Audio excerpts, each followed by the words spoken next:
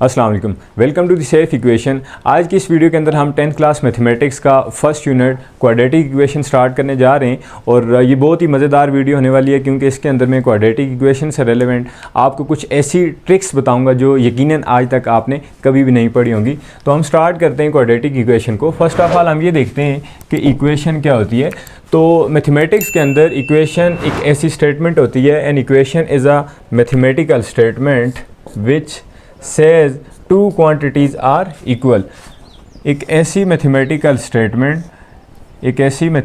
Statement जो हमें ये बताए कि दो क्वांटिटीज़ हैं, कोई भी दो अलजेब्रिक एक्सप्रेशन है, कोई भी दो क्वांटिटीज़ हैं, वो आपस में क्या हैं, इक्वल हैं। उस स्टेटमेंट को हम क्या कहेंगे, इक्वेशन। जैसे 2 + 3 = 5, x + 3 = 0, x² + 2x + 7 = 0। मैं रेंडमली डिफरेंट इक्वेशन लिख रहा हूँ। x³ - 3x + 4 = 0, x4 - 3x² + x = 0। तो मेरे पास डिफरेंट यहाँ पे इक्वेशन आ गई हैं। हम इनकी क्लासिफिकेशन करते हैं अकॉर्डिंग टू डिग्री। तो उससे पहले हम ये देख लेते हैं कि डिग्री क्या होती है। What is degree of a quadratic equation. So degree क्या है, highest power is called degree. जैसे यहाँ पे अगर हम देखें तो x + 3 = 0 है। यहाँ पे मैक्सिमम पावर क्या है, 1 है। तो अगर मैक्सिमम पावर 1 हो वो इक्वेशन लीनियर इक्वेशन कहलाएगी। ऐसी इक्वेशन जिसमें मैक्सिमम पावर 1 हो उस इक्वेशन को हम क्या कहेंगे, लीनियर इक्वेशन।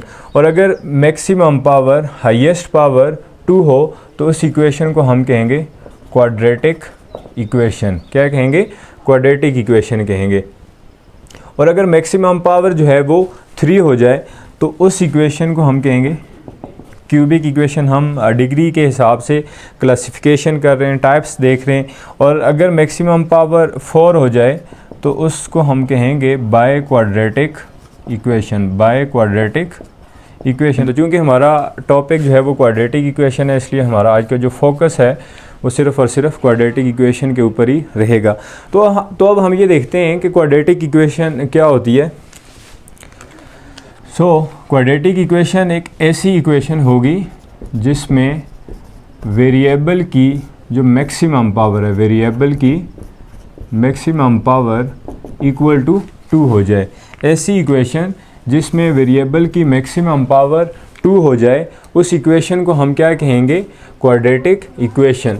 जैसे 2x² - 5x + 3 = 0, 2x² - 5x + 3 = 0, ये एक क्वाड्रेटिक इक्वेशन है। एक और एग्जांपल देख लेते हैं, 3x² - 2x + 5 = 0। तो अब इन दोनों इक्वेशंस के अंदर अगर हम देखें तो यहाँ पे x की पावर तो 1 भी है, लेकिन चूंकि जो मैक्सिमम पावर है वो क्या आ रही है, 2। यहाँ पे भी जो मैक्सिमम पावर है, हाईएस्ट पावर है, जिसको हमने डिग्री कहा हुआ है, वो 2 आ रही है। So that's why both these equations are called quadratic equation. तो अब हम इसकी फॉर्मल डेफिनेशन देखते हैं कि क्वाड्रेटिक इक्वेशन क्या होती है। An equation of the form ax² + bx + c = 0 where a, b and c are real numbers and a is not equal to 0। ऐसी इक्वेशन जो हमें इस फॉर्म के अंदर मिले, ax² + bx + c = 0 की फॉर्म में मिले, जहाँ पे ए बी सी कोई भी कांस्टेंट नंबर हो सकते हैं, कोई भी रियल नंबर हैं, पॉजिटिव हैं, नेगेटिव हैं, फ्रैक्शंस हैं, कुछ किसी भी तरह से ये आ सकते हैं। लेकिन मोस्ट इम्पॉर्टेंटली यहाँ पे ए को 0 नहीं होना चाहिए। तो इस तरह की जो इक्वेशन होगी, जैसे मैंने यहाँ ऊपर 2 इक्वेशन लिखी हुई हैं, तो इन इक्वेशंस को हम क्या कहते हैं, क्वाड्रेटिक इक्वेशन। अब यहाँ पे एक पॉइंट नोट करने वाला है, मैंने चूँकि ये लिखा हुआ है कि a is not equal to 0, but why, क्यों जो है ए को 0 नहीं होना चाहिए। अगर ए 0 हो तो क्या होगा, तो हम इसको देखते हैं। क्वाड्रेटिक इक्वेशन की जो स्टैंडर्ड फॉर्म है उसके अंदर अगर मैं ए की रिप्लेसमेंट 0 से कर लूँ, ए की जगह अगर मैं 0 इंसर्ट कर रहा हूँ तो देखते हैं क्या होता है। जैसे ही मैंने a को 0 रखा तो यहाँ से ये जो क्वाड्रेटिक टर्म है ये वैनिश हो गई है, क्योंकि 0 मल्टीप्लाई एक्स स्क्वायर 0 आएगा, 0 multiply anything 0, so that's why यहाँ पे जो रिमेनिंग इक्वेशन है वो है b x plus c is equal to 0। अब इस इक्वेशन में हम देखें तो जो मैक्सिमम पावर है वो क्या है, 1 है, और हमने ये कहा है कि जब मैक्सिमम पावर 1 हो जाए तो उस इक्वेशन को हम क्या कहेंगे, लीनियर इक्वेशन। ए को कभी भी 0 नहीं होना चाहिए, जैसे ही ए 0 हो जाएगा ये क्वाड्रेटिक इक्वेशन कन्वर्ट होके लीनियर इक्वेशन में बन जाएगी। अब हम ये देखते हैं कि क्वाड्रेटिक इक्वेशन के रूट कितने होते हैं। पहले हम ये देख लेते हैं कि रूट्स या सॉल्यूशन से क्या मुराद है। जब हम कहते हैं कि किसी भी क्वाड्रेटिक इक्वेशन या कोई भी इक्वेशन इसके रूट्स फाइंड करें, सॉल्यूशन फाइंड करें, तो उनका क्या मतलब है। तो रूट्स या solution are those values which satisfy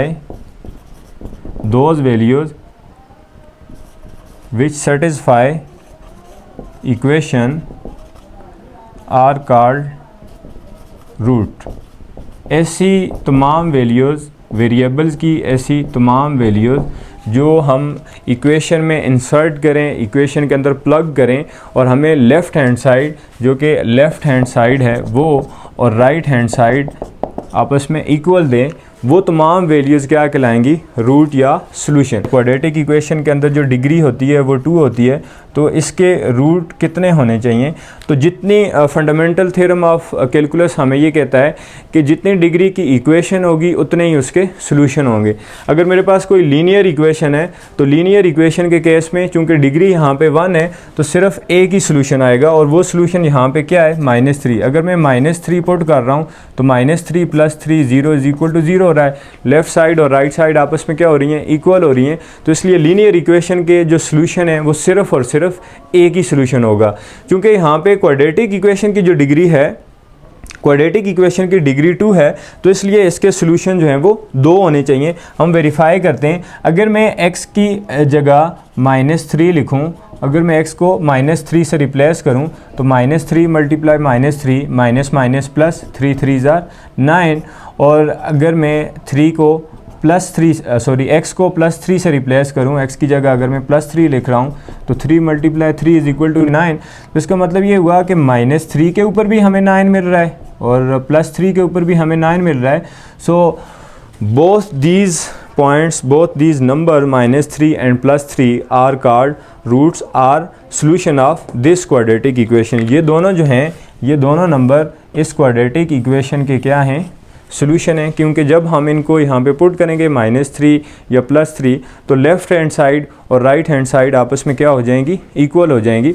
अब रूट के, क्योंकि रूट बहुत ही इंपॉर्टेंट है, हम रूट के हवाले से मैंने जैसे बताया था कुछ ऐसी ट्रिक्स आपको बताऊंगा कि इवन आपको क्वाड्रेटिक इक्वेशन को by factorization, by completing square और बाय क्वाड्रेटिक फार्मूला सॉल्व करने की ज़रूरत भी नहीं पड़ेगी। अगर वो कंडीशन फुलफ़िल होती हैं तो आप विद इन 5 सेकंड उसका सॉल्यूशन बता सकते हैं। तो कुछ मैजिक ट्रिक्स यहाँ पे हम देखेंगे regarding roots of quadratic equation. तो quadratic equation of the form ax² + bx + c is equal to 0।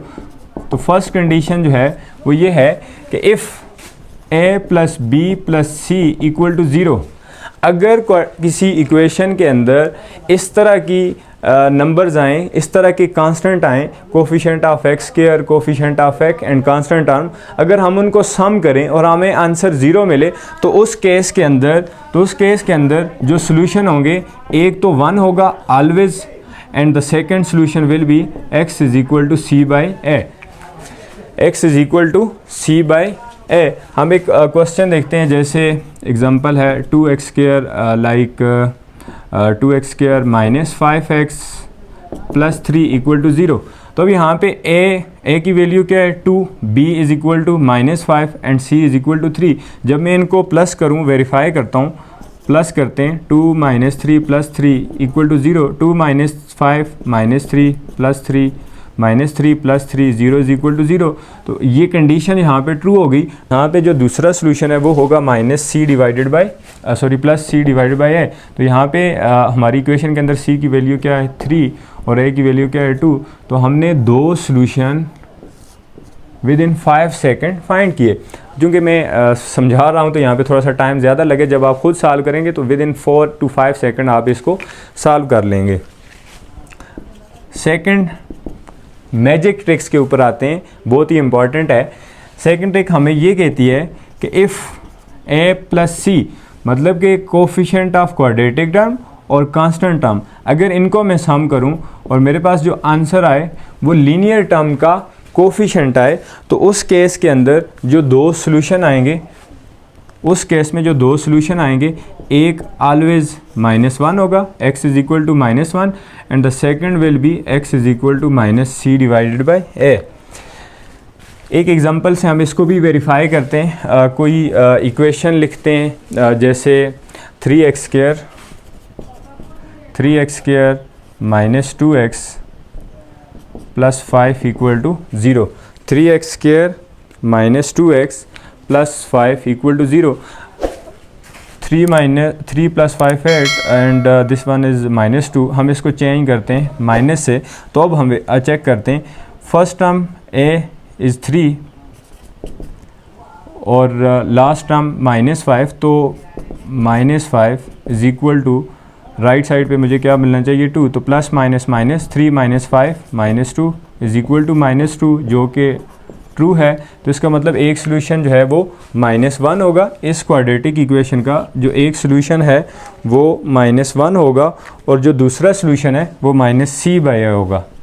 -c यहाँ पे कांस्टेंट नंबर है जिसकी वैल्यू है -5 divided by a is 3, minus plus 5/3, and the second solution is +5 divided by 3। तो ये थी trick number 2। अब हम देखते हैं थर्ड मैजिक।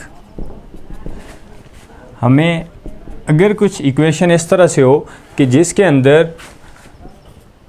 लीनियर टर्म को मैं हाफ करूं और उसका स्क्वायर लेने के ऊपर मुझे कांस्टेंट टर्म मिल जाए और साथ a जो है वो 1 हो, तो उस केस के अंदर जो सॉल्यूशन होगा, solution of quadratic equation will be simply half of linear term x is equal to -b divided by 2। जैसे यहाँ पे हम एक एग्जांपल लेते हैं, x square -10x plus 25 equal to 0। तो अब पहली कंडीशन तो ये भी ट्रू है कि a इज़ इक्वल टू यहाँ पे 1 है, और x के साथ जो नंबर है -10, अगर मैं उसको हाफ़ करूँ और उसका स्क्वायर लूँ, तो जब हम 10 को हाफ़ करेंगे हमें 5 मिलेगा, और 5 का स्क्वायर लेंगे तो 5 5 25, मतलब हमें कांस्टेंट नंबर मिल रहा है। तो इस केस में इस क्वाड्रेटिक इक्वेशन का जो सोल्यूशन है वो सिंपली क्या हो जाएगा, -b divided by 2। So solution will be -b divided by 2। यहाँ पे -b की जगह क्या लिखा हुआ है, -10 डिवाइडेड बाय 2, माइनस से कैंसिल प्लस हो जाएगा, एंड 5 हमारा क्या हो जाएगा, आंसर। तो ये था थर्ड इम्पॉर्टेंट मैजिक, जिससे हम ये फाइंड कर सकते हैं कि अगर हमारे पास कोई क्वाड्रेटिक इक्वेशन हो और उसमें ये कंडीशन फुलफ़िल हो रही हो, तो हम without doing factorization, completing square और क्वाड्रेटिक फार्मूला, हम उसके सोल्यूशन को ईज़िली फाइंड कर सकते हैं।